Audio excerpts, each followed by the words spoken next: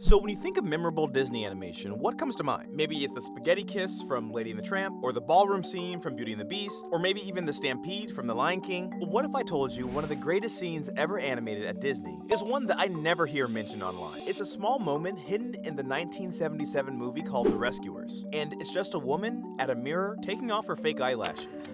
And yet somehow it's a masterpiece. Even to this day, legendary Disney animators go crazy over this scene, so I had to understand why. Turns out this tiny scene is hiding an insane amount of detail that most people wouldn't even recognize. I spent hours breaking down this moment, and the more I learned, the more my mind was blown. What I found changed how I see animation forever. Do you know what would make Auntie Medusa very happy? Of course, you have, but we must try harder, mustn't we?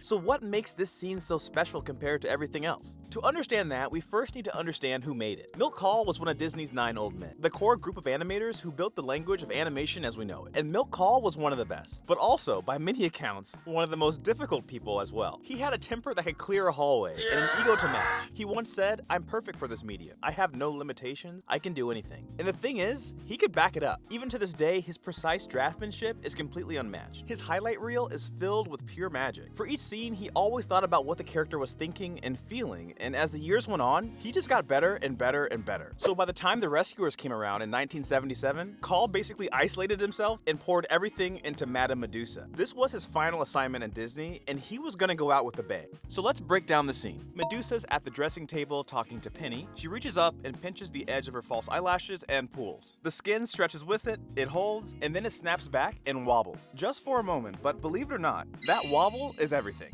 It's a super small detail, but these few frames single-handedly made this moment unforgettable for people who are actually paying attention, because nothing like this had ever really been done before. I recently talked with Andreas Deja, another Disney legend, and this shot left his head spinning when he first saw it. A woman taking off her false eyelashes.